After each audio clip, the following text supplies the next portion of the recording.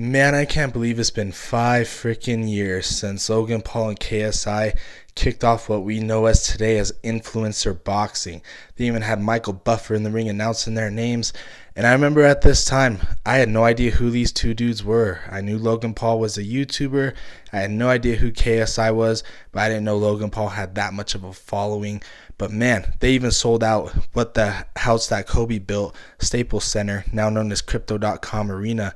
Yeah, I couldn't believe what I was watching at this point in time. I was like, does life even make sense right now? Let's not forget, Billy Joe Saunders was on the undercard of this fight. They had actual boxers on the undercard of this fight because people were more invested in two random YouTubers going at it. And I know they fought back in 2018, but still, this was their first professional fight, which made this fight just much more bigger. Logan seemed like he was taking it very seriously by having probably one of the most annoying dudes in all of boxing, Shannon Briggs, in his corner.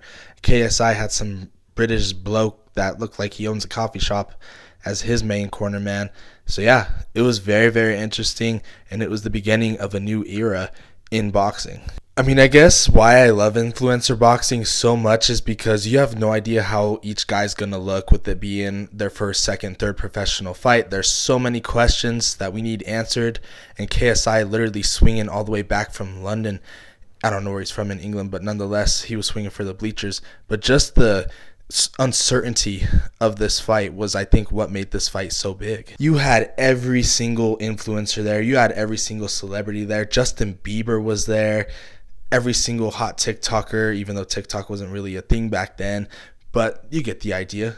Everyone and their mama, influencer-wise, was there. This right here is where all the controversy began. So many people were saying, oh, it's a shot behind the head. It was a shot behind the ear.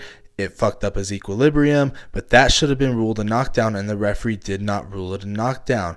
Literally had everyone in the Paul family scared, like when Jake went to jail. This right here had more people scared than when Manchester United loses a game.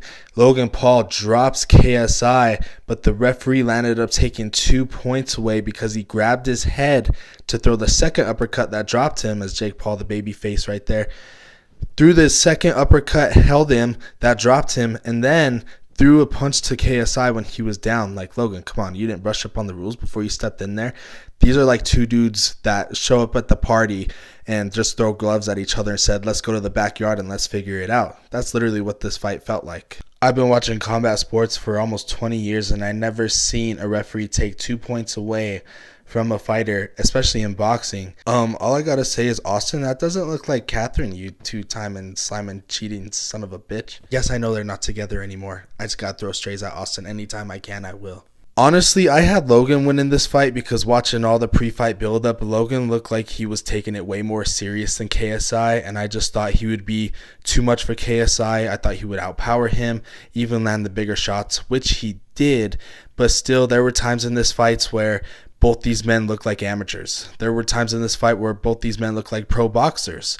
It was that good of a fight, and it should have ended in a draw.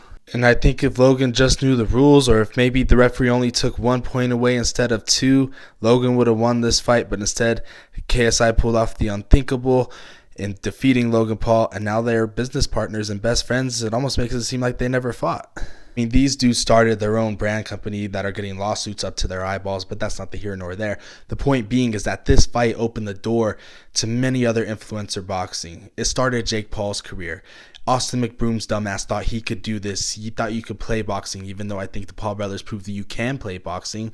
But he was a guy who thought, yeah, let me go and try my hand at it, and he got absolutely mollywopped. Bryce Hall becoming one of the biggest bare-knuckle boxing fighters in that organization. Then you have Logan Paul fighting Floyd Mayweather 2 years later at the time.